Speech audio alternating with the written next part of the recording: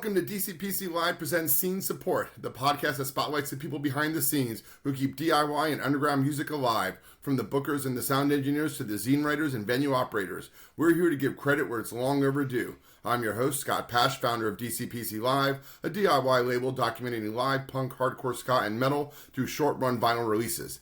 After decades in bands behind the scenes, I've learned that scenes don't survive on music alone. They survive because people build infrastructure, take care of each other, and imagine something bigger than a show flyer or a lineup. Today we're meeting one of those people that help to support the scene through their amazing work, and that person is Mike Damante, the owner and operator of Hostile City Industries, the Philadelphia-based distributor and level services company behind HCI Distro.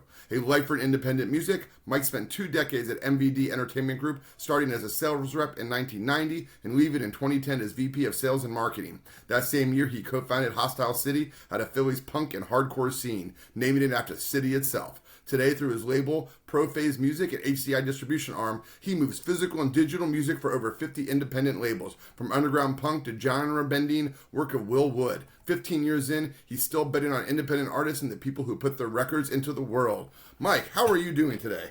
I'm doing very well, Scott. Thanks for having me. Nice to see you in the virtual flesh. Right? I think we've only met the one time over virtual when we first discussed DCxPC and working with you, which, by the way, I can't thank you enough for that. It's been a really wonderful experience working with you. Well, thank you. It's great to have a label that's easy to work with and puts out cool stuff that people seem to want. So Awesome. Yeah, thank you. So distro is such an opaque thing, right? Like, I grew up, in the 80s and the 90s, and I knew things like Mordam existed, and I understood distro. I'm starting to understand the word. Like, I was like, okay, there's the record label, and then there's distributor. And what does that relationship mean, and how does it work? Could you just give some bare bones for people that are like, what do I need? Like, what is this? Why would I need this? What is it? Just give me something. Sure. So, it's the behind the scenes of the music industry, but long story short, particularly going back to the pre-internet days, if you were a record store owner, buyer, and there's all these labels out there, you only have so much time in the day. You can't buy from everybody. So you have distributors, wholesalers, one-stops that are aggregating the content to make it easier for the stores to buy from.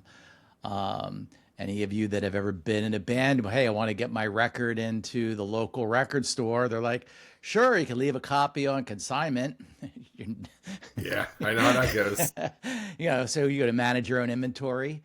So really the function of distribution in the traditional sense is to aggregate record labels into some sort of a platform that the wholesalers and the retailers can then purchase that content, purchase that material from. The super short version. I think I spent too much time in bars because I understood that as being a beer distributor. Well, same difference. Right? Same difference. It's the Food same distributor. thing, right?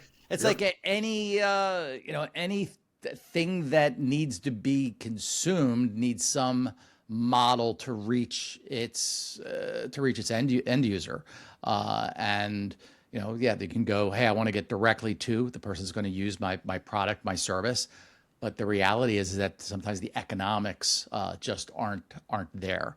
Okay. And for the vast majority of as we kind of keep this music focused, the economics aren't there to be able to write your material, perform it, record it, and then you're going to manage the business of actually getting your records made out there. I mean, are you an artist or are you a business major? And as They're much two as very I different love, skill sets. Yeah, as much as I love music and been around it my entire life, there's the reality is it's a business that needs to be run if you want to keep the doors open, be able to do it again tomorrow. You made a key point there. My friend Eva, she actually is the bartender at one of the places I do shows at. I'll be in there sometimes like, man, I sent the bands the form to fill out for the backline and they're not filling out the Excel spreadsheet and yada yada. She's like, Scott, they didn't join a band to do spreadsheets. Yeah. You're lucky they're responding to your group chats. Mm-hmm. Like, that's not their skill set. Their skill set is getting together and writing music and putting on a show. And I was like, fair enough. I get that. So we need the business end, which is what you provide. And you worked at a bigger one before, MVD. I'm assuming it's a bigger. So what made you switch from that to one that seems to be focusing on the punk and independent music world? Well, it's long story short, this business changes drastically from year to year, decade to decade. I mean, when I first started at MVD, it was named Music Video Distributors, and our focus was concert films and video clip compilations on VHS tapes. Fascinating. Yeah. So, this is I still had some hair then, but it was for those of you that are old enough, where would you spend your Friday? You get out of work, get out of school, you go to the video store, wait in line to get the latest new release. So anyway, so you had VHS, then DVD, and I remember selling to Netflix when it was still. Yep. Back when they went to send in the mail, I used to get envelopes. I used to get the envelopes in the mail. Yep. But there used to be a vibrant ecosystem of record stores, from the national chains, your Sam Goody's, your Music Lands, Records, your regionals, your National Record Marts, your Peaches, your Strawberries, Tower Records. But if you look at, with the rise of the internet and file sharing, along with some bad business decisions, kind of all coalesced, where that model of physical retail really started to collapse around 2005 to 2009, where they just, first it was the record stores and then the video stores. So just 2010 was the time to do something else, to do something a little bit different. A full disclosure, though, I mean, I have a great relationship with MVD. In fact, MVD actually handles all of our picking, packing, and fulfillment.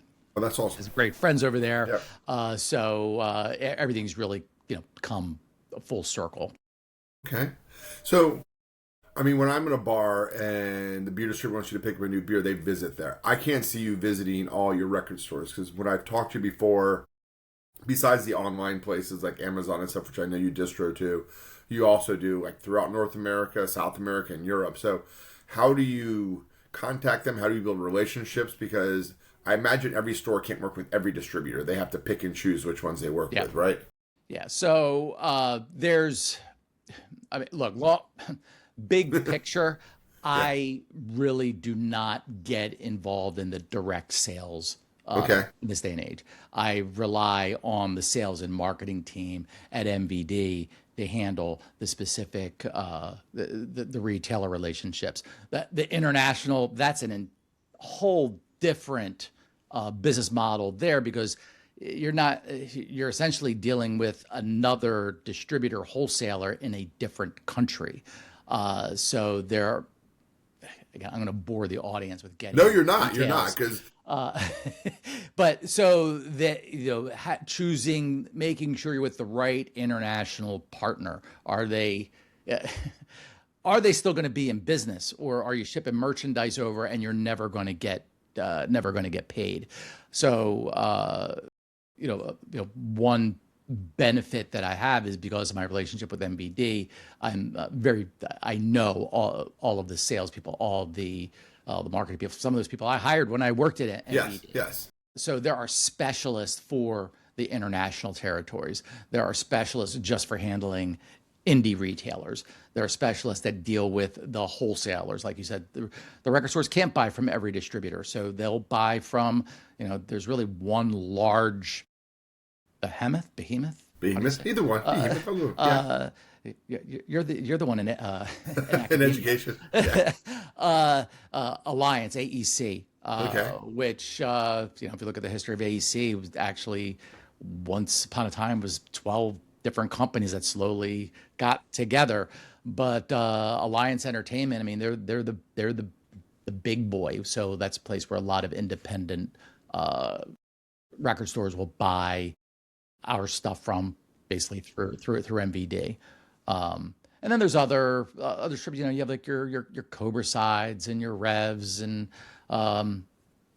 people like that. But I would say the landscape is there's been a lot of consolidation, particularly in the very similar like pressing plants where like Yes. GZA is like buying up all the plants and they're Yes. still operating under like whatever their names are in whatever state or in Canada, but they're all being run out of the Czech Republic now. Yeah. So Yes. Yeah. You can't, I mean, you can escape GZ. I mean, we work with them both in the Czech facility and also with their plant in Canada. So, but again, yeah, this is, who are they? It's not always necessarily like who's got the cheapest price, but who are the people that we can work with where there's great communication, things get done on a timely manner, but more important, when something goes a little sideways, how do people fix the mistakes? And on the other side is we want to make sure that our label partners are happy with, hey, the bands, they see their stuff on Amazon or Walmart, or they're on tour and they were in Amoeba Hollywood and the record was there. That's how I know we're doing our job. And I guess the other part is making sure that the labels get paid so they feel and you do confident that very consistently. sending these records that are not inexpensive to get made, knowing that the money's going to come in every 30 days without having to chase it. You were super consistent with that, and whenever I have questions, you were super fast and very thorough in your answers. So that's very, very helpful. I remember we had a conversation where I have a band called the Colfie Girls that just came out, and I was trying to explain to the band why it would cost someone in Germany $75 for me to mail them the record. I was like, look, it's $30 for the record, another $35 for shipping and handling. And it's a double LP, so it's gonna be heavier. I was like, Yep. that's that, and then they might play and customs like the VAT and stuff. I was like, that's just what it is, and like that's ridiculous. I'm like, what can they do? And I was like, well, I know my distributor has it in Europe, but I don't think the stores in Europe would contact you. They would contact your European distributor. Is that correct? Correct. Yeah. So, like, take Germany for example. Yeah. Again, this is where if there's a band that they do have an audience in. I'm going to get jargony here. We call it the gas. Go for it. Germany, Austria, Switzerland, GAS territory. Okay. We have a trading partner there by the name of Cargo Records. You may have heard that legendary name in the industry, but they are our trading partner there. So in that instance, it would be a matter of me talking to my international sales rep, explaining, hey, got a band, they're on tour, we've got fans here. Talk to Cargo to make sure that they're taking a taste of this record so that there can be a local supply. In fact, if you go to our website, the Hostel City website, which I say that's the icing, that's not the cake. We're not in business to compete with our labels. Yep. But people end up on our site. We are very clear that if you are overseas, if you're in the UK, buy from Plastic Head. Okay. If you're in the EU, buy from Sugar and Spice. If you're in Australia, buy from Planet Music, because look, we want to get the records in our fans' hands quickly and for the least amount of money as possible. And it costs more to ship the stuff than to actually get the records made. So. Yes, because you're not just shipping one record, you're shipping crates of records, not just stuff from my label. You're sending a massive amount, and so you're getting the bulk cargo shipping cost, which is why even though it's import, it's more expensive, it's not nearly as expensive as it is this way. Yeah. Because it's also being consolidated with all of the other labels that MVD distributes. So this is not an exaggeration. You're talking about a container that is being loaded up at JFK once every couple of weeks, and is getting flown to England or getting versus me going. I shipped off a record to Australia the other day, and that was like crazy expensive. But I had properly calculated, so I don't think I lost more than. I don't think I undercharged shipping by more than like $5. That's pretty close. Yeah. It's always hard to estimate how that's going to go. Yeah, depending on your web store, your shipping plugin, and your scales, and I try and make it outrageously high because I don't really want to deal with it. But I still get people ordering. People still like to spend stupid money. They do like I was like, okay, I guess you want this that badly. That's fine. All right. You mentioned bands being on tour, and this is something I was curious about because I unfortunately or fortunately I put out too many records. I did like 20 last year. I think I'm sending you records constantly. It's a lot of records. It's good though. Keeps the focus on the label. Keeps it going. And some bands go on tour, some don't. If I knew I had a record coming out and they were going on tour, should I be talking to you or should I be talking to a rep at MVD or something about, hey, I have this band, you guys have the record, can you make sure it's out there? Am I failing in my job as a label by not doing that? And it's okay if I am. You can just lay it on you're doing me. a great job. Okay.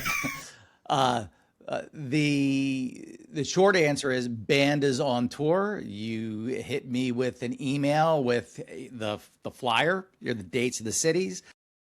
I go to my label person at MVD. I put something together to make it easy for her to share that information with the sales team.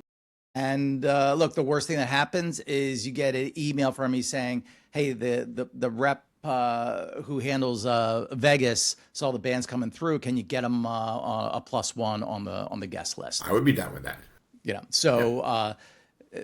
But look at it from the sales rep's perspective. They love to have something to talk about when they're talking to a store, a reason to, look, we all want the same thing. We want to get the release on the records on the shelf, but even more important, we want it to sell. We don't want it to come back on returns. So when the sales rep is talking to the buyer at the store, they have something to talk about. Hey, they're coming through town. So how much notice would you need for something like so if I generally have a pretty good idea about 2 months out when a band's going on tour, because you have to book your tours 3-4 months out at this point. Sure. I would say as soon as you have, as soon as the band has, here's the tour flyer with the cities and dates. Yep. Shoot it over. Should we send over a list of record stores too, or do you like have, or you just work with the ones you already work with? I mean, it never hurts. I will say this to you and any other label owner out there: there's no such thing as over communication with me. Okay, does not exist. If you have a store that's reaching out to you directly, by all means, hey, Mike, Joe at XYZ Records is looking for the goons or whatever, then let me know, because that's the ammunition that we need, because it's look, it's an incredibly competitive landscape out there. Yes, trust me. There are more records being released than ever before, and the stores can't stock everything. And you can't, look, I've been in the trenches. And I will never forget one thing a buyer at a major chain told me once. I said, look, this is going to be a hit. And he goes, Mike, I got a shelf full of hits. Give me something that's going to sell. Yeah. No, it makes a lot of sense, right? Okay. Taking that question I asked you and then taking it to a slightly micro level. Mm-hmm. I mean, instead of going on tour, I was like, oh, I'm pulling out, I just sent you Billy Bats and the Made Men. They're from Atlanta. They tour all the time. But should I be like, hey, even if they're not on tour, can you get the records in their local store? Is that, or they recorded it though up in Troy in upstate New York. So maybe I'd be like, hey, when this album comes out, can you push it to these stores? Because it's to say live at El Dorado in Troy, and then people in Atlanta are going to know, should I be sending you that kind of information? Absolutely. Okay. Absolutely. Okay. Because again, it gives, particularly for the smaller indie shops, which sometimes they don't always get the love and attention that the bigger, than say a Newberry Comics or an Amoeba gets. Yeah. They're getting the focus of all the reps are always calling those guys. But to give the rep a reason to call that store. Why would I call Park Avenue in Orlando? Right. Because you need to, because this record just came out from an Orlando band, recorded live at an Orlando venue. And I would make the case like Park Avenue. I mean, look, that's a Tastemaker account right there. Yeah, they're it's a legendary retail establishment. But again, they can't stock everything, yes. And they're you figure if you're the punk buyer at Park, it's like you're going through line list, email blasts, PDFs. You need, that's really where the distributors come in. It's someone's got to curate this stuff to get above the noise floor. Yeah, because before I signed up with you, I tried doing that on my own, like sending emails to the local stores that I thought might be interested, pretty much to crickets. You know, they probably get 1,000 emails, like, oh, here's another email. It's like almost when I send out press releases, too. It's like, you know, sometimes it works, sometimes it doesn't, but like, and I tell bands, like, as a guy who books shows, I get emails constantly from bands. I have a whole folder and like, can my band play a show? Can my band play a show? It's like, yeah. But I only do like, 3 shows a month or 4 shows a month. Only so many shows in the year. There's only so much time that I have. I only have so much bandwidth. And sometimes I even get like requests from like, I just had a buddy of mine. His band is tattooed on my arm. He helped me do the first live stream on my second album and did like the next 3 after that. Love this guy to death. Called me yesterday. He's like, Scott, I had a show fall through on tour. Can you help me? I was like, nah. I was like, I can give you some contacts. I'm like, but I already have 4 shows in 10 days that week. Yeah. I was like, I can't. I just physically could not take on another show, run the show, promote the show, staff it with my sound guy and everything else. Like, I just can't. I love God, you. I don't know how you do 20% of what you do. I know how busy my day is with the stuff I've got going on, and if I had it, I'd take it off. Appreciate that. I have a great backline of people that help me with a lot of amazing stuff, and I don't know what I would do without them, from Savannah to Des to Aaron, Willie, Al, Marnie. Like, they provide so much support, and I don't know why I deserve it, but I'm not going to say no, right? Yes. Like, I'm just going to say yes. Like, Aaron takes photographs for me, but he also is an SEO specialist. He's like, hey, come over to my house. I'm going to fix your website. It's like everyone's always like, hey, you could do this a little bit better. How about that? I'm like, that's fine. Hey, I made you some hats and some pins. I'm like, okay, thank you. Well, look, that's the key really is we can't, yes, we say we're DIY, but I can't do it all myself. I need, there's a whole team of people behind me that yes. you'll never, the bands will never see, you'll never see. But if it weren't for them, I can't do this on my own. And this is exactly why this podcast exists, right? As I started running this label and I started having people help me, I was like, these people never get shouts. They don't get the credit they deserve, because it is more like people see the shows like, wow, that was so fun.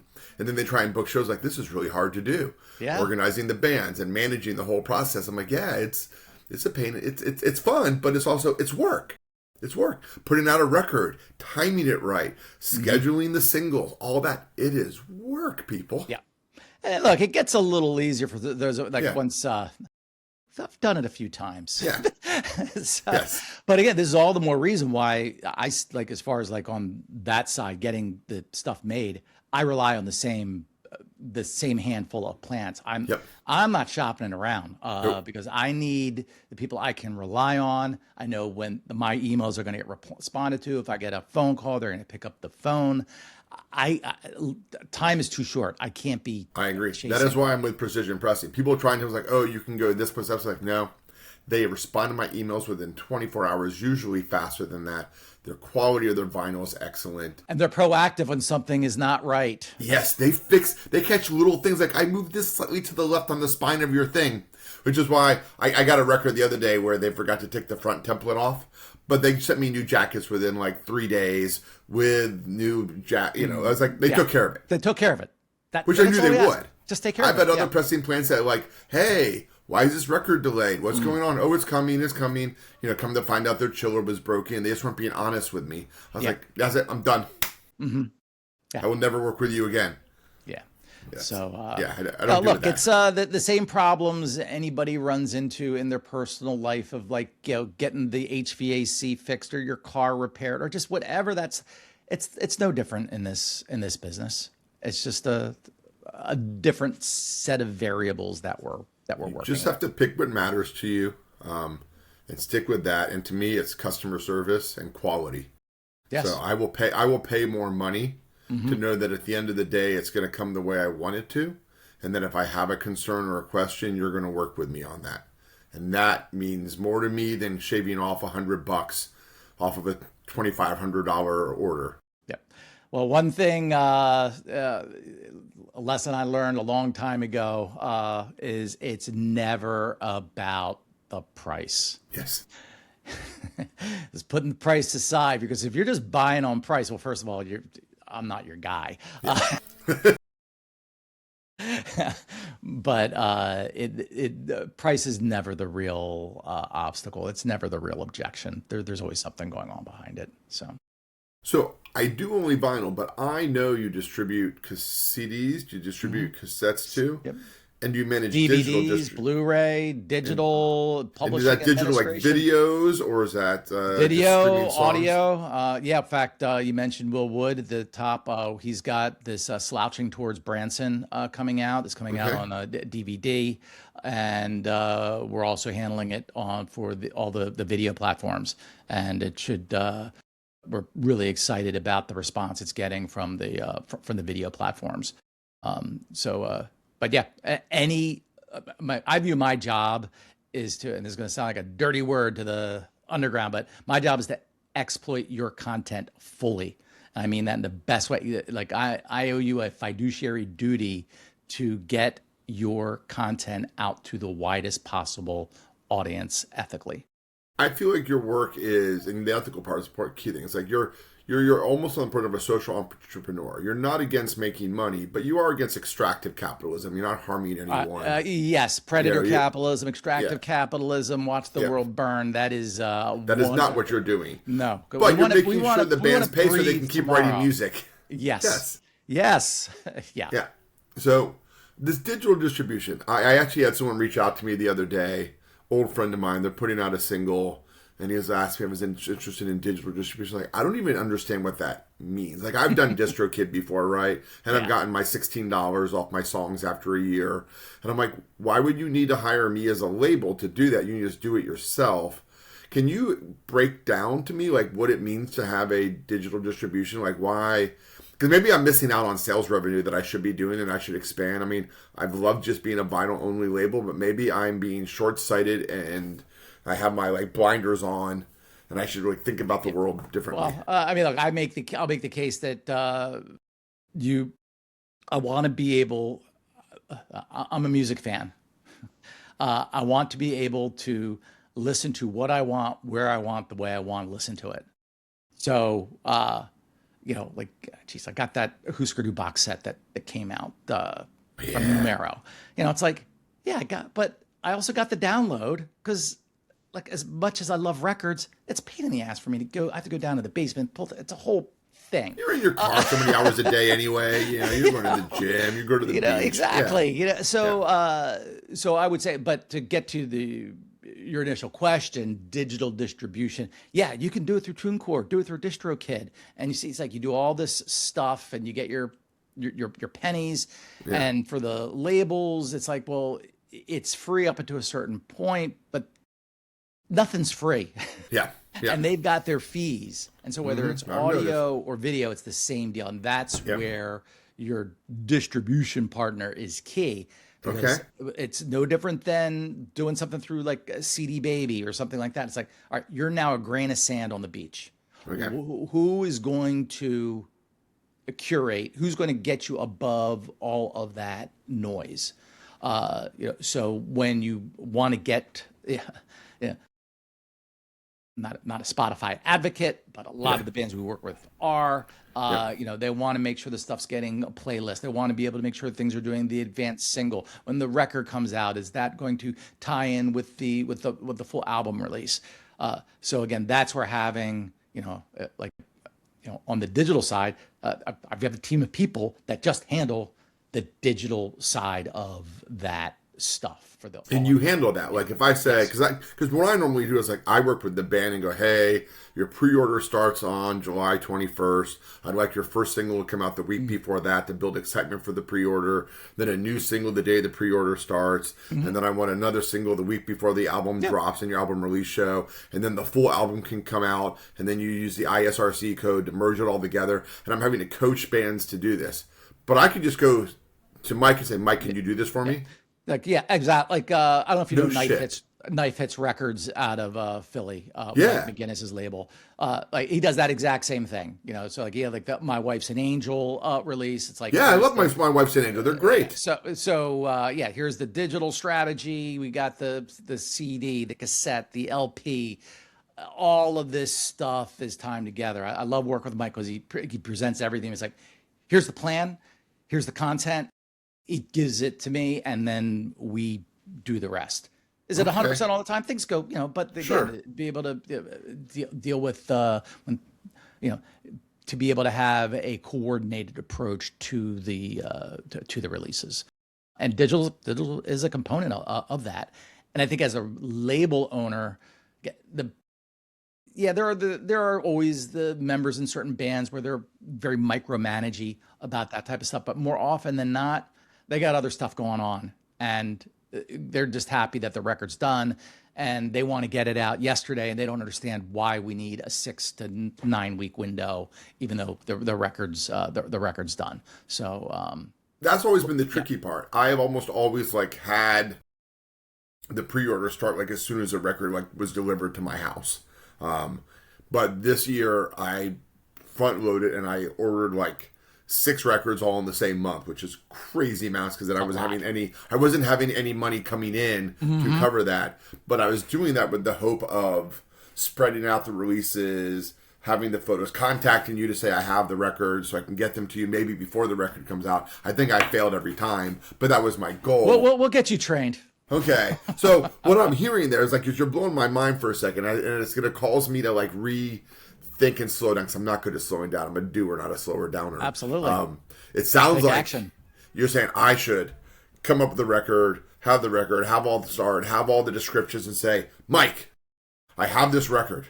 I'm sending it to press right now in June, but we're not going to release it until December. I'm going to need 6 months. I mean, you can take that approach. I'm not necessarily advocate of that. Okay. I would say, look at what's the real turn time to get the record made. What time of year are we looking at? A 6 week turnaround time right now? Or are we looking at it's going to be 12 weeks? Precision presses are usually about 8 weeks. So yeah. So where is that going to be? As a rule of thumb, I would say once you have all of the assets, you got your artwork, your artwork's approved, and your audio is approved, and you're ready to submit it to the pressing plant, that is the perfect time to get it to me to get it set up in distribution. Okay. Because first of all, your hands are already dirty with all that stuff. You know where everything is. Yes. You have all the track listings. You might even you have the audio files. Everything is in a fresh, neat, clean folder. That's the best time to get that to me because I have windows and deadlines that I need to meet in order to meet this. Like I have cutoff dates. Yep. Once it release passes a certain date, like look, the reality is I'm working on September and October releases right now. And you seem like you do your POs you don't do it every month. Do you like you? So for, again, I hate to get jargony, long tail items get ordered every 30 days to run through. For things that have more velocity, if something is popping, those reorders come in because sales reps are looking, hey, we need inventory. We need merch. But the new releases, those you'll notice, like when you give me a new release, like here's the opening order for those releases. Again, if our crystal balls are nice and clear, that initial shipment hopefully gets us through 60, 90 days. And then there's the restock orders. The restock after that. Come in. Although I prefer, hey, we undershot this one. We need more yesterday. Yeah, that's the problems I like. That's what I'm actually waiting for because I have a couple of records that I think have done really well in the last year, and I'm actually waiting for you to come back to me and say, Scott, I need 25 more of this, and I'm going to go, Mike, I don't have 25 more, but I will press another 100 if you think that 25 is going to keep happening. Right, and I would say, look, not everything is a hit. Yep.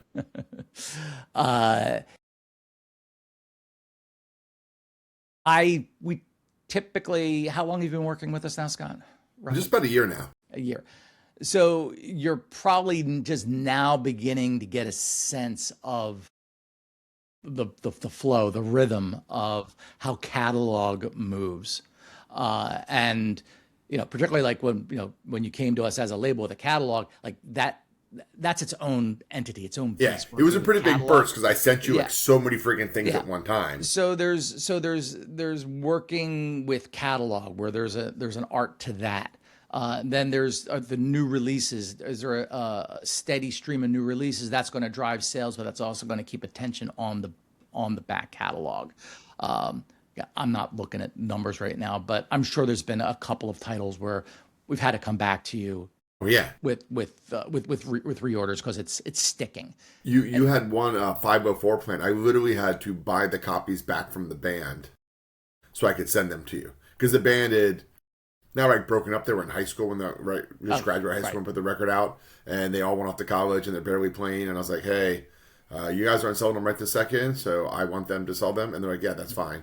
So, but if you came back for more, I was like, there aren't any more. Yeah. That's it. Yeah, and look, we understand just the nature of what you're doing. It's not like there's an unlimited supply. We set that stuff up from the get-go. Don't be, hey, there's only 100 of these, 150 of these. So, but that makes it special, hopefully, to some record stores. Yes, it does. Yeah. So, okay, so digital distribution through you. So do you put it up to make sure it gets on all the streaming services and things like that? Is that So there's so I don't have to use DistroKid. I can work with you. Yes. So basically, like, I'm sorry, this seems so these are great questions. These are great questions. I'm happy to talk about this stuff. So there are all of the streaming and download platforms. You see what they are on DistroKid. Through our model, we have access to the same stuff. The difference is that instead of paying DistroKid's fees, you're paying a distribution fee, and you're getting something every month. It might not be a lot of money, but something is getting added on to the royalty payment every month, and there's the reporting that goes along with it, so you can see the who, what's, when's, and where's. I put out like 60 records in 5 years, so like that's 60 records. There's if that content is not available digitally, there's an opportunity there. Absolutely, yeah. Huh. I got to rework all my proposals to bands now. Yeah. So that's okay. This is why we're having this conversation, because I know if I've been doing this for 5 years and I don't understand this, that other record labels, people listening to other bands, like this is really enlightening. It's the stuff that you don't know until you know it. Yeah. And the things are a little bit different on the video side than they are on the audio side. The audio side is much more streamlined, where they're basically you set it up and everybody takes it. On video side, that is again more curated. That stuff actually has to be solicited, has to be pitched, as much as I hate that word, to the different platforms. But I will say that even for what we're doing, on the underground punk, ska, hardcore, metal, there's a market for the digital platforms. I mean, we've had we did a video release for I guess a couple years ago now, but for this film Underground Civilization. It's a documentary on death metal in the 90s in Washington, D.C. And like you can go on Tubi and watch Underground Civilization and throw your horns. I just put for that. I just put out like I was doing like video like videos for just a single song and things like that, or like only documentaries. So that's where it gets a little funky. There are mechanisms now to deal with strict music videos. Long form is a bit of an easier thing to push, but again, the mechanisms to do music video singles, it's getting a little bit more streamlined. I will say the majority of music videos, it's pardon me, essentially ending up on YouTube. That's where 99%. That's where I put of mine views. anyway. So yeah. So if you're already doing that, I can't really add a whole lot of value. But if you had, a long form concert film, video clip compilation, documentary, that's something where we can do something. We can. What about get into smart balls. hour-long podcast videos? Believe it or not, I've not done anything with podcasts. Would you like to consider it? I can ask. I wouldn't know where to start. Now we're into the territory I don't know about. See, but that's awesome. Now we're going to do something together. We're going to build something together there. Because there's a lot of podcasters out there that have videos, and I used to just put my podcast only on audio on the streaming services, but I found people like to watch the videos. Yes. People like to watch. A few names that come to mind that seem to have made quite the career for themselves with podcast videos. I will not mention their names. Yes. They don't need my promotion. All right. So the next one, going for my CDs, do they sell? Because I'm doing the Chemical X record with Famous Records, Tim. Who was the one who kindly introduced me to you after my second podcast, actually. And we're co-releasing it, even though we're going to figure out how we're going to handle you. But he's always done CDs. And once again, because I'm a snob, I guess, I've only stuck to vinyl. And I'm now trying to break open my mind. And he was trying to tell me that there is value in CDs. And I struggle because people hand me CDs at shows. And I look at them and I go, I would love to take this. But I don't have a CD player in my car anymore. My laptop doesn't have a CD player. I don't have a DVD player anymore. I don't even know how I would play it, and I don't want to take your product from you and just use it as a tchotchke. Mm-hmm. But I've been told that people buy them still, but I just don't see it. So help me out here. Show me what I'm missing. First of all, it's a great observation. And it's not to go off on a tangent, but the number one driver in music media sales has been the automobile industry. Yeah. Since the beginning, where the only reason cassettes, 8-track cassettes, I mean, they tried to do vinyl, but again, too bulky and weird. Did not but work. If you go back, dig around, you see lots of, like, here's your Cadillac with a 12-inch record player in it.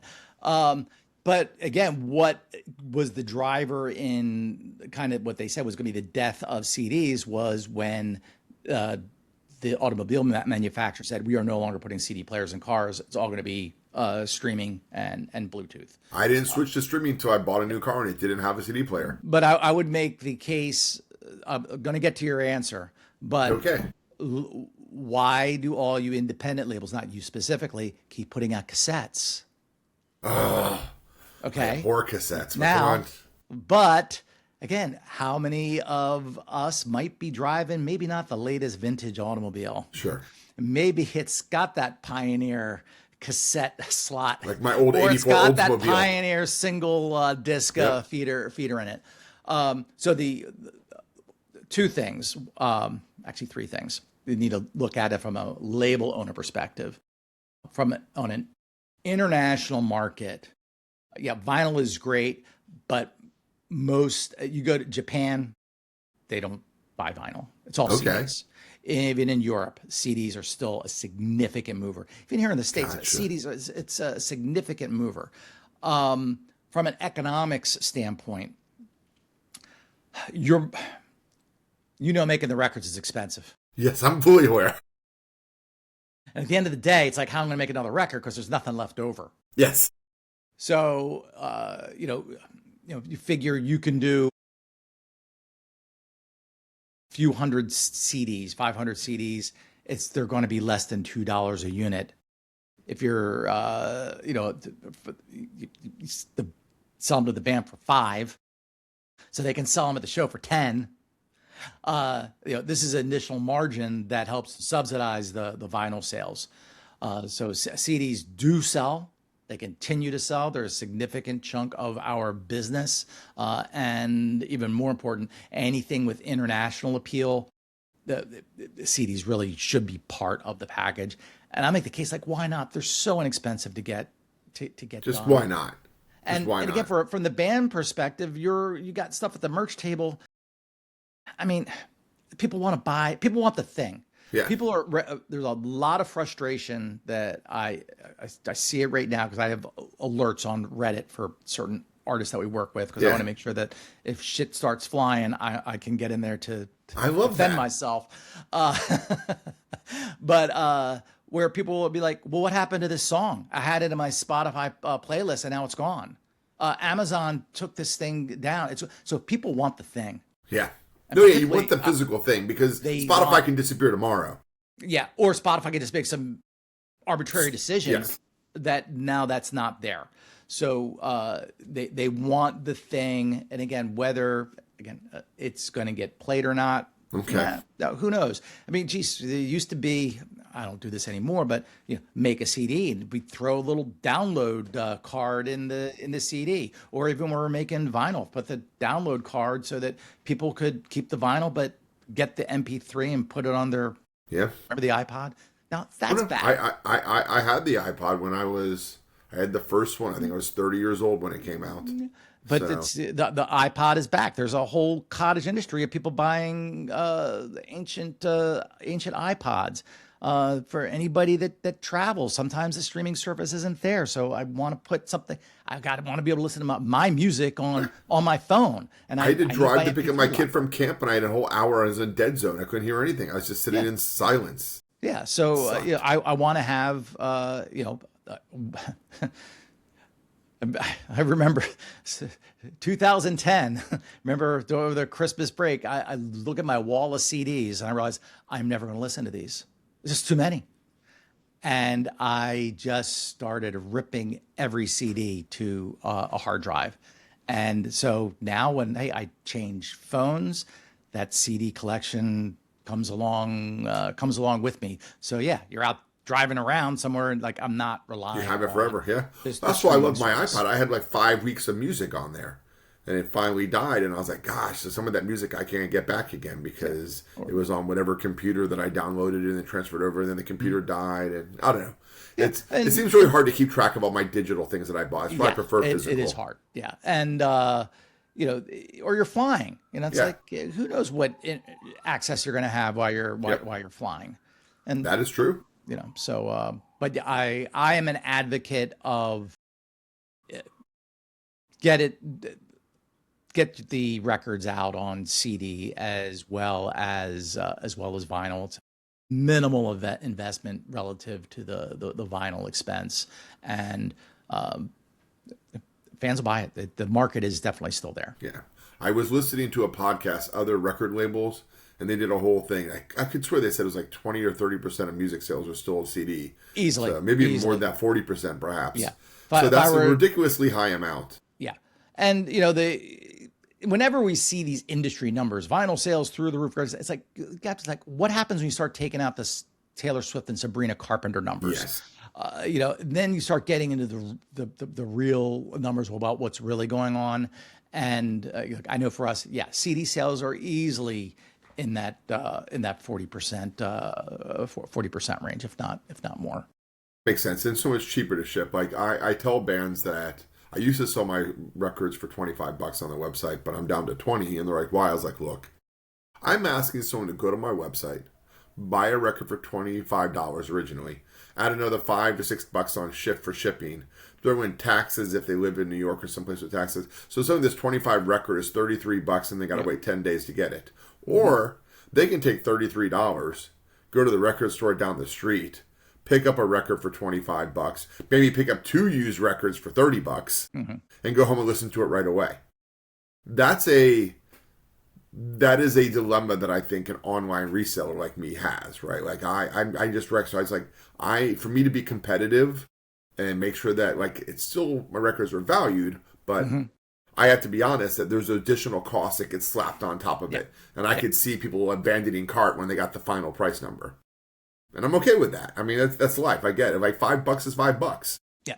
And again, like, like when somebody goes to the Hostel City site, you're not going to see, it's not a price house because again, I don't want to, my job is not to be in competition with our customers. I don't want to, I don't want to be in competition with myself. If people want to buy it from us because it's convenient and it's easy for them, great. I will say there are some artists where we are actually their storefront. Okay. So because we'll handle the drop ship fulfillment direct to customers and users for them. So that's another service that we provide. But I'm not in the business of where a race to the bottom on the on retail price. That's not our model. Yeah, no, I know. And you mentioned shipments. If I was ahead of the game and you got me the PO orders, could I ship the records directly from the plant to you instead of having to come to me and me reship them again? Short answer is yes. And I always recommend that to labels. If you work with enough lead time, you give me what your IO is. You want, it's like, all right, I want it's 50, it's 100, whatever it is. Yeah. I could set it up. I tell my operations guy, this is the PO, and you tell the plant. I know Precision, they'll split up the PO and pick up the 3 locations at no additional charge. Yeah. And when that's ready, save yourself on the shipping because you're handling it. You're paying 2 shipping charges. No, I've noticed. Trust me. But I would have to have the UPC code first. There's more opportunity for the records to get damaged in transit. This way, they're coming straight from Precision. Knows MVD. They have a ton of stuff going there. Okay. So, I highly recommend getting if you can get stuff drop shipped, always. Because they'll print the UPC sticker for me and put it on there too, I imagine. But don't not to sound lazy, but no, I don't like getting my hands dirty these days. I don't want to be stickering. I don't want to be bagging. I don't want to be assembling records. I want to be working with label owners like yourself, not assembling stuff on my kitchen table. I mean, I used to assemble everything and hand number all other thing myself, but that's when I did like 5 records a year or 6. Now that I'm up to like 15 or 20 a year, I just don't have the time for that. No.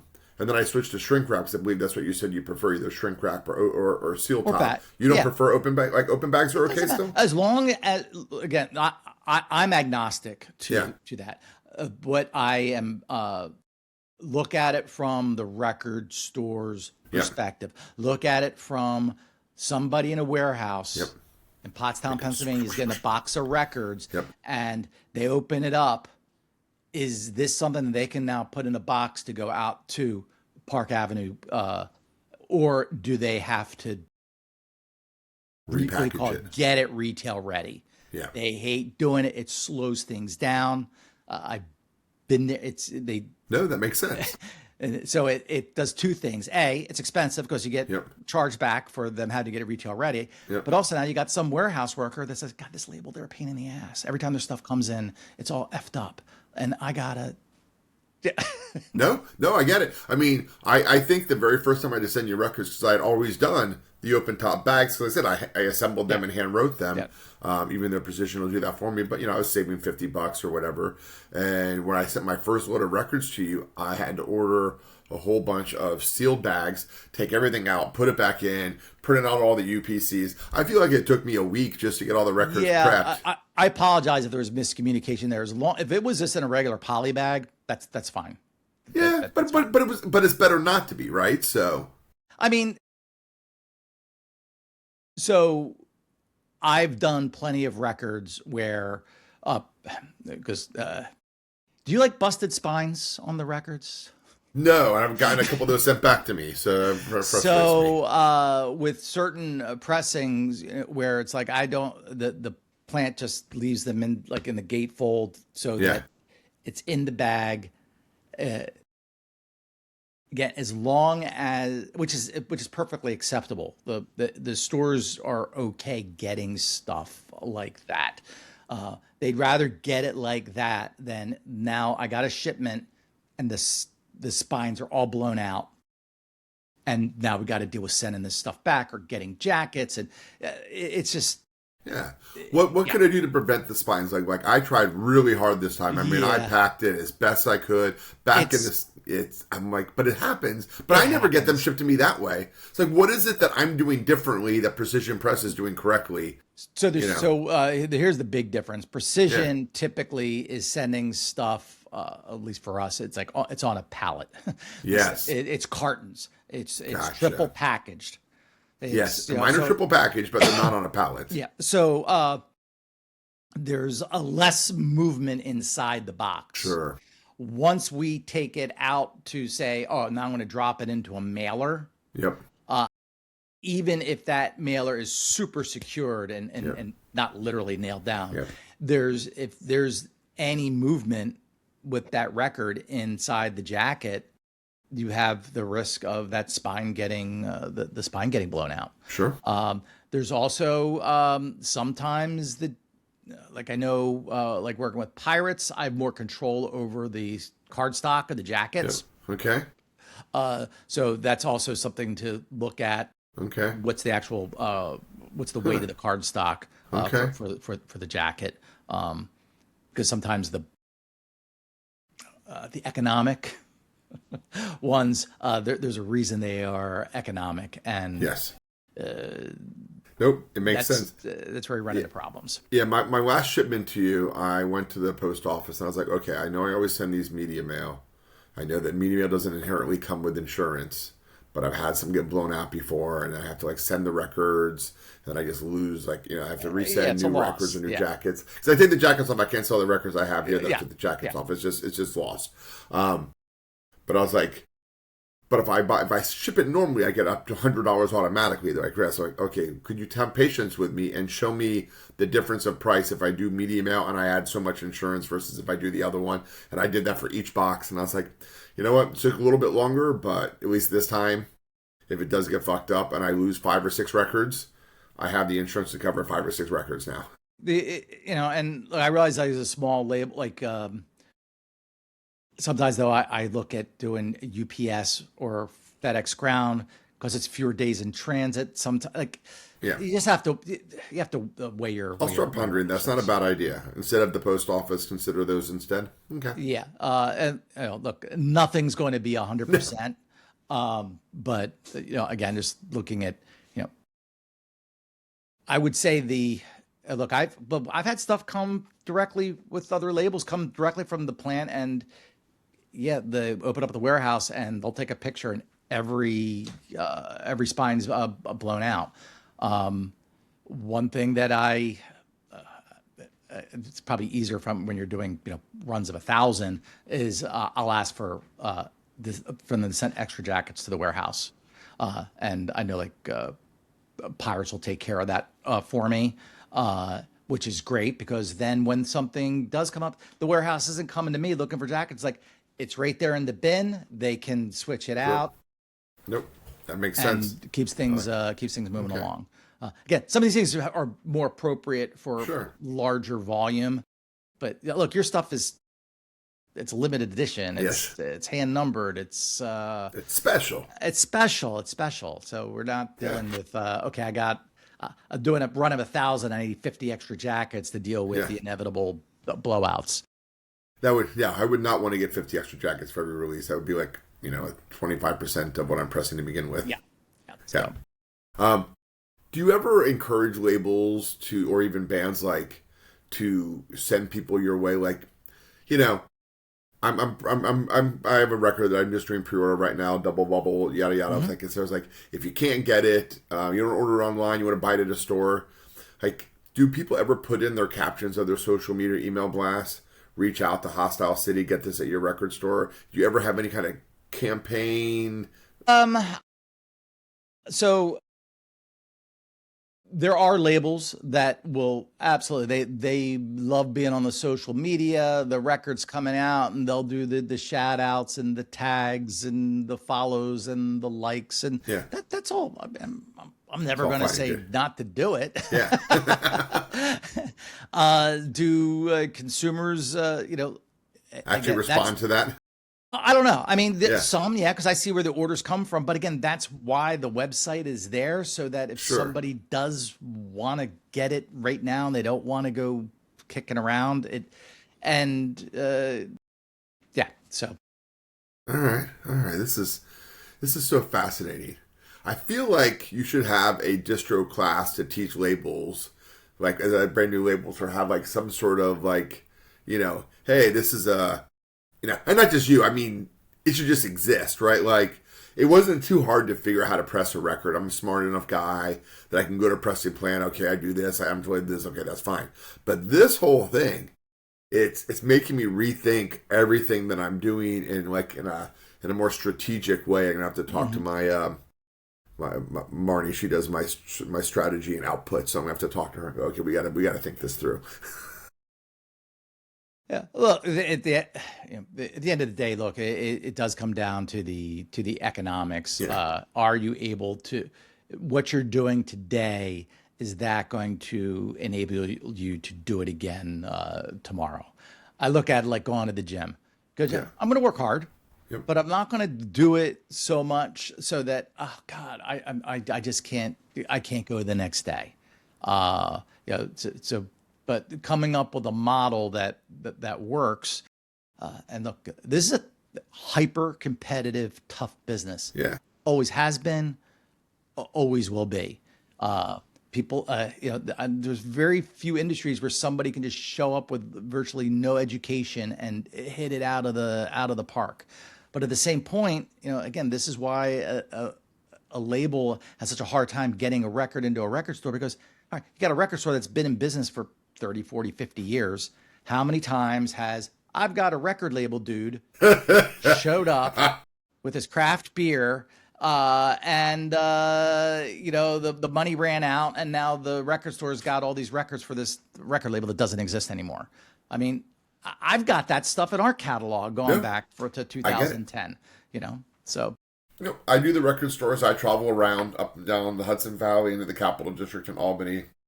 Some record stores will pay me cash up front, which I love. Mm-hmm. Some do the whole consignment, and that's fine. It just means I have to keep track of it. And, well, there you go. Now you're managing consignment. It's a pain in the arse. Good luck with that. And I'm not great with it. I'll be perfectly honest. It's like, it's fine. It is what it is. Some places are great, like Curio Cabinet. They do an amazing job because they have like an online thing, and they'll send me like my quail through Quail or something like that. They'll send me my report every month because they like scan it in. I have a bin code. Well, they have a system. They got a process. Yeah, they actually have a process. Most stores don't. Well, other stores don't. Other stores, I literally have to go by and go, hey, I noticed that 5 of the 7 records I dropped off the other day are missing. So that means you probably did they sold them. Sell, or did somebody walk off with them? I don't know, right?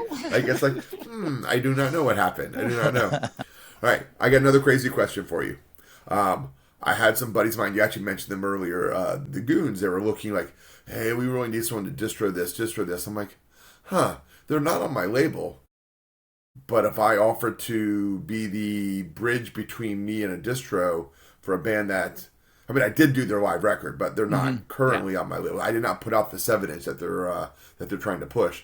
Is that something that I can be like, hey, Mike, can I send you something that's not directly in my label? Or does that violate our agreement in some way? No. As long as you are authorized to sell it, it's a legitimate. As long as it's not bootleg, pirated, or come about for some nefarious means. The goons are an interesting. Known those guys forever. They have records on half a dozen labels that we've worked with over the Reptilian and Torque. Yeah. So,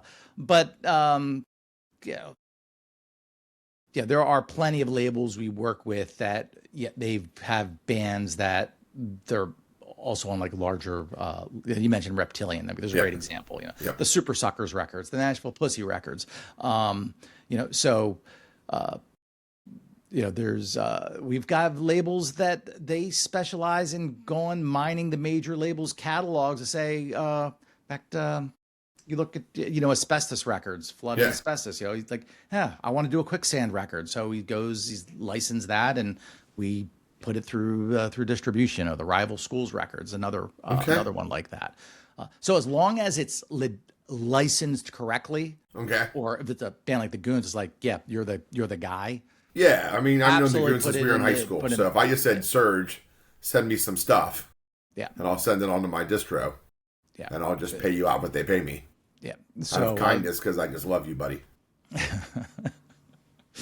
But there's a number of the labels we work with where they've got a buddy in a band, so it's not even necessarily like their label stuff, but we assign it to the label. We treat it like it's their their release. That is fascinating. That opens up a whole nother broader window too.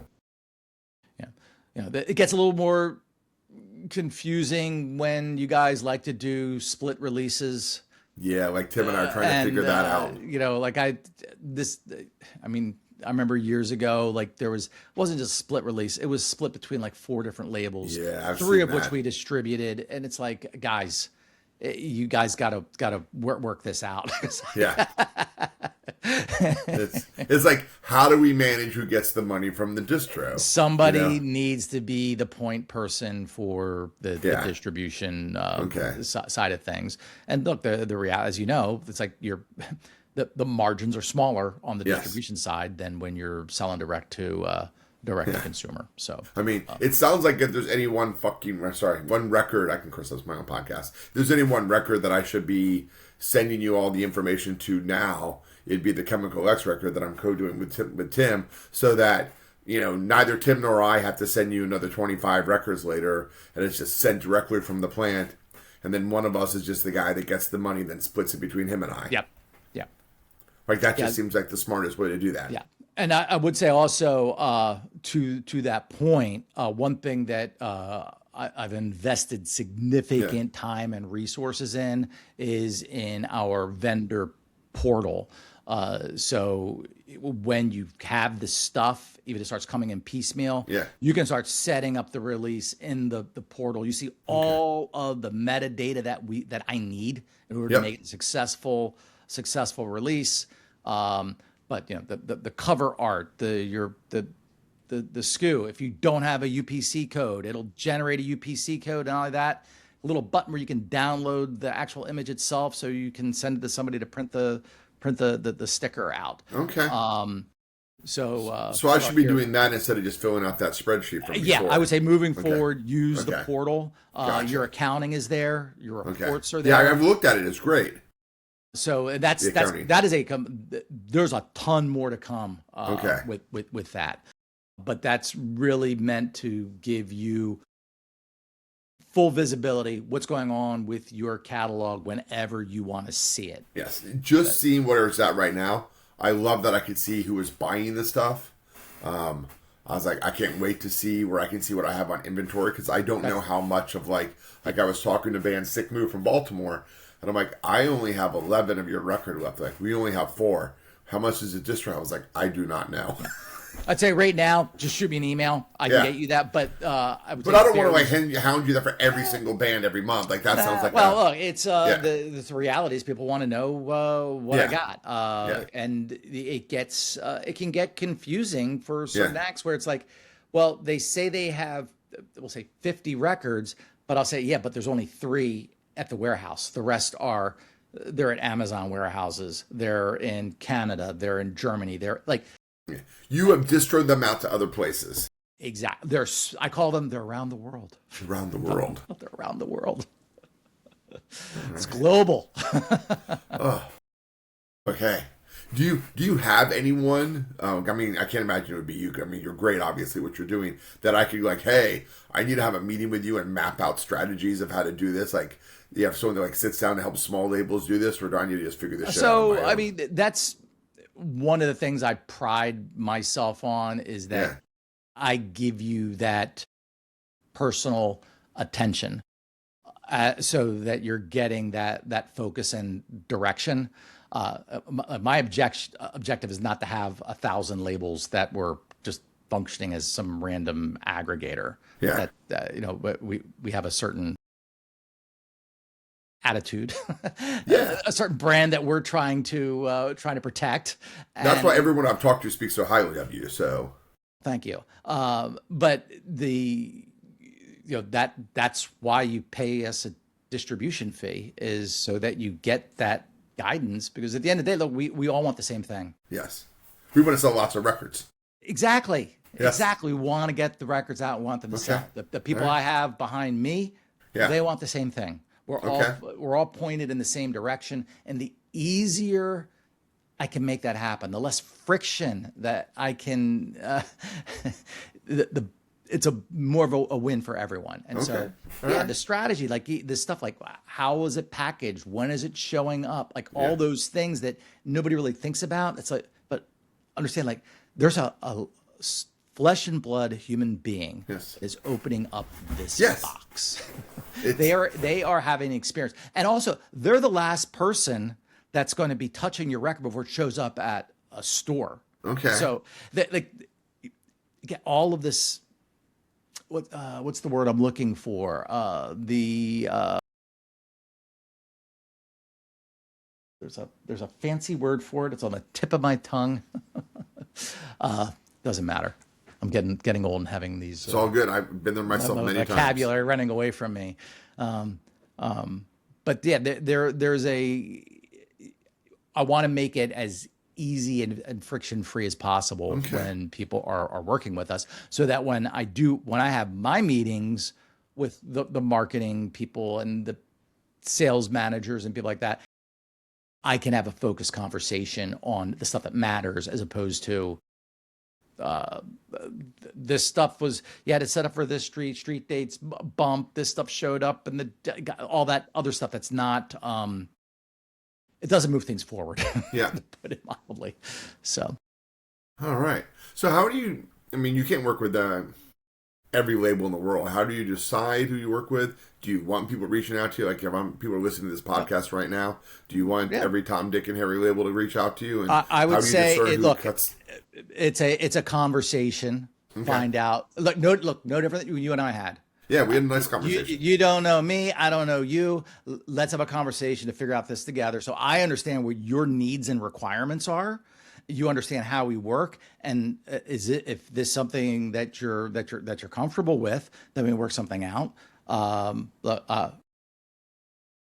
Obviously, like the reason we've been able to do this is because we do what we say we're going to do when we say we're going to do it. Yeah. I have a reputation to uphold.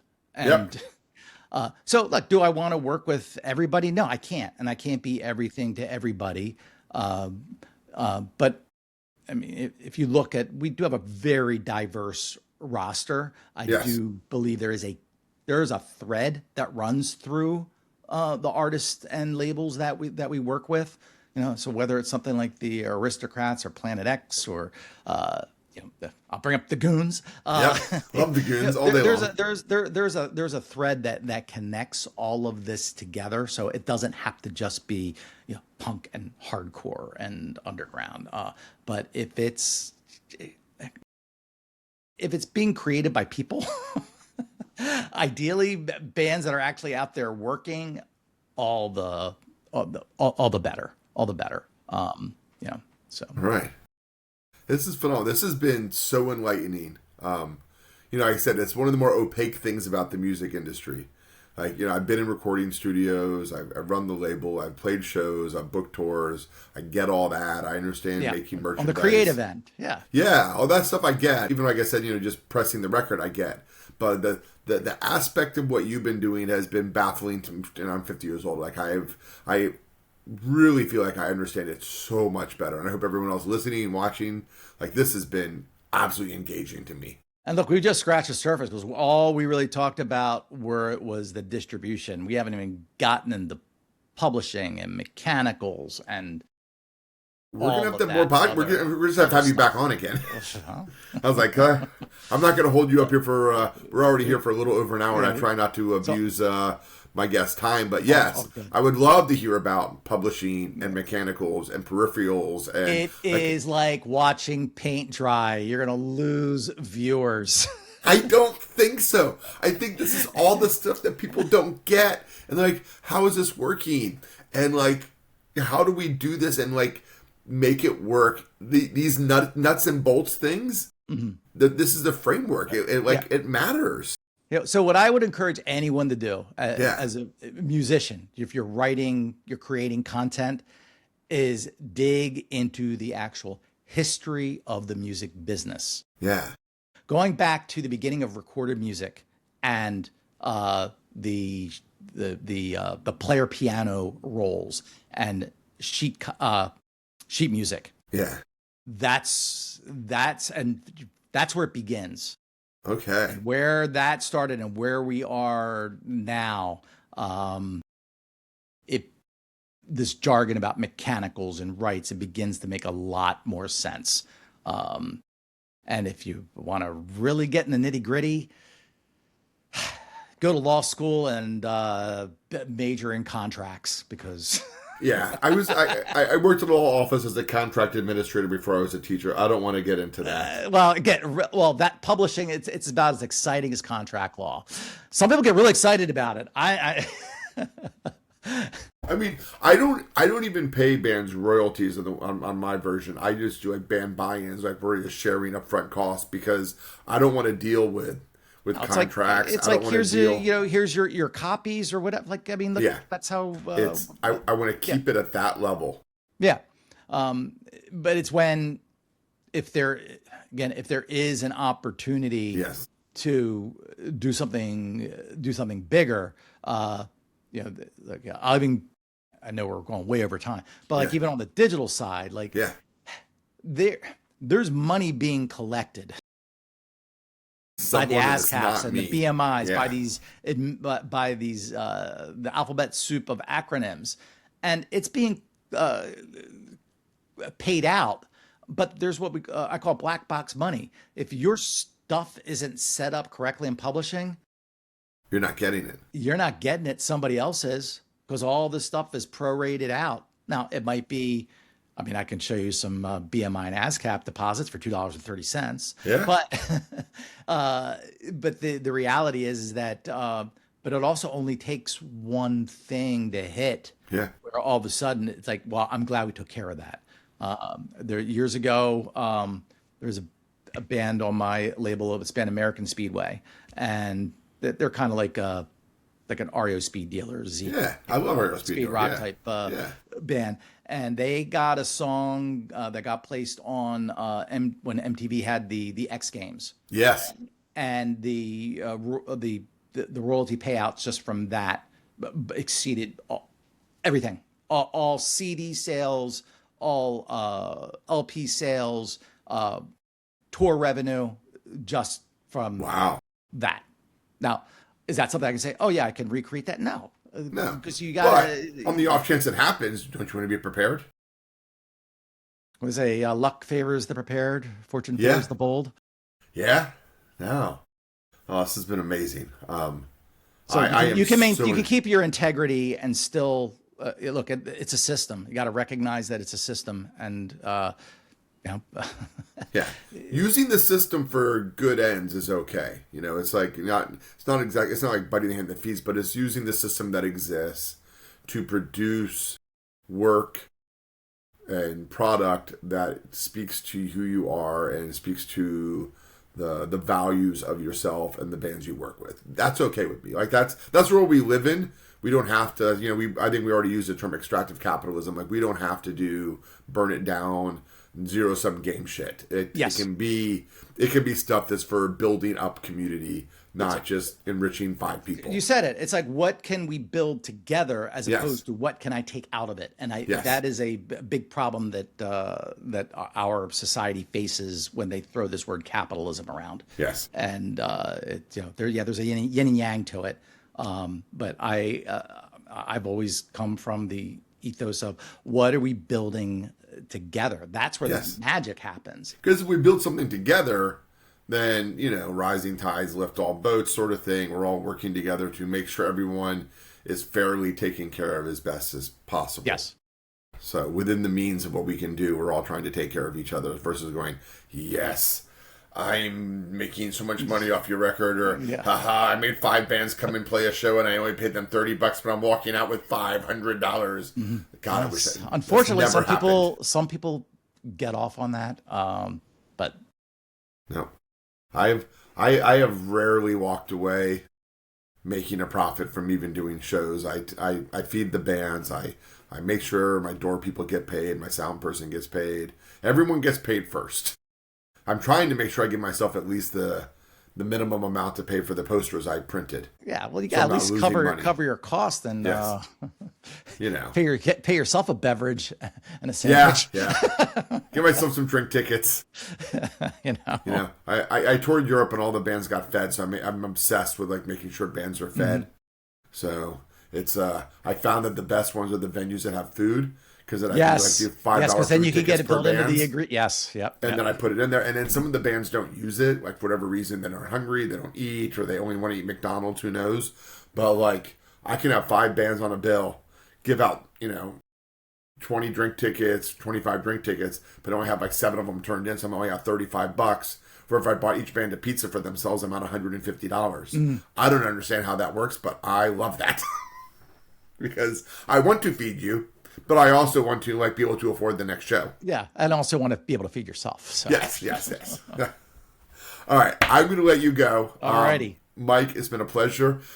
Everyone should check out, I'm going to put the website for Hostile City on the description of the show, as well as their social media. Please check it out. If you've enjoyed this podcast, please share it. Please subscribe. Please also check out my executive producer, Trev Allen. He runs Struggling Artist Record Club, where he specially curates punk, hardcore, ska, and metal records and ships them out to you every month. He is his own little mini distributor, I guess you could say. He does great work for the podcast. He's super kind and super nice. So check out his stuff. Thank you all, everyone. Mike, I can't thank you enough for being on the show. My pleasure. Looking forward to keeping it going. Making the devil's music for the Lord, as my friend Parker would say. Good night, my man. I'm going to hit stop. All right. There we go.